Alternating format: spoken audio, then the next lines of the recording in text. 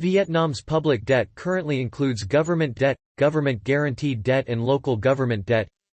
In particular, government debt and government-guaranteed debt are the two main components of public debt in Vietnam with the ratio of 80% and 17%, respectively. Local government debt tends to increase slightly but not at all, and significantly, accounting for about 3% of the total public debt of Vietnam.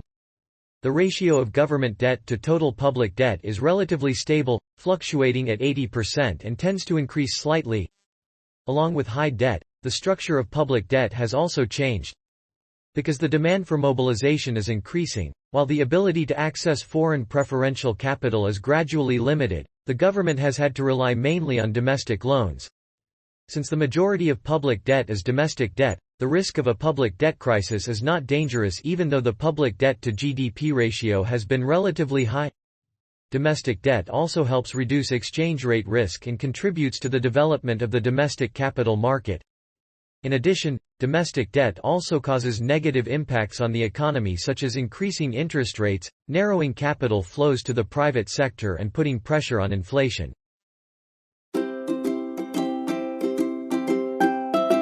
Now, let's move on to find out the reasons leading to public debt in Vietnam. To lead to the current state of public debt, there are a number of main reasons. Firstly, the massive but inefficient expansion of public investment led to a sharp increase in public debt. Over the past years, the state has invested a lot in public works, especially infrastructure, seaports, airports, special economic zones. These costs are taken from the state budget, and this budget is borrowed from domestic and foreign credit institutions. In addition, state-owned enterprises are inefficient and make losses, so the state also has to bear more debts. This has increased pressure on the public debt burden for the government. Secondly, the government's stimulus policy in recent years has caused Vietnam's budget deficit to increase, and the government is forced to borrow debt to offset the budget, leading to high public debt. And last but not least, there is a phenomenon of corruption and loss. Interest payable on loans is too large, while most of the borrowed capital is not used effectively due to many reasons such as corruption, loss, delay. This leads to interest payments increasingly serious. In addition, there is no transparency in the use of loans. Vietnam has many projects behind schedule.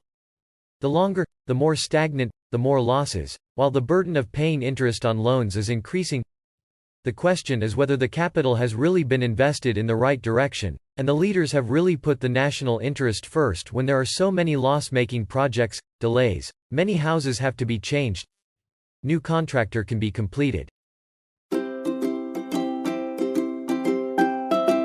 So, how about recommendations to resolve public debt problems in Vietnam? Facing the current situation, borrowing at market interest rates for public spending is no longer a good solution, as we have lost many incentives. Below are some measures to consider. Firstly, public debt depends on economic growth. Economic development is a necessary condition to increase revenue for the state budget and reduce pressure from public debt. To do so, it is necessary to renovate the economic model, improve the organizational structure of state agencies, and make key investments to avoid spreading investment and losses. Secondly, public debt in Vietnam depends on the business performance of state-owned enterprise. It is necessary to change the way public debt is calculated to obtain the most accurate data on public debt of the government and SOs. It is necessary to implement clear and strict fiscal discipline, avoid budget deficits, review investment projects, prevent corruption, and be transparent in finance. Thirdly, both borrowing to invest and borrowing to reverse debt causes public debt to increase rapidly. It is necessary to appoint a focal point to handle public debt with the authority in mobilizing, allocating, and taking responsibility that can be considered appropriate in the present time. Fourth, transparency in management. In order to contribute to reducing debt, the work of capital management is used seriously and effectively. Fifth, attracting foreign currency revenue. Attract foreign currency revenue by developing export fields such as agricultural products, seafood, leather and footwear, and minerals. Develop tourism. Attract foreign investment capital in economic projects. In addition, our country's labor force is very abundant. This is a condition for the country to develop all its strong industries, as well as an attraction for investment from other countries.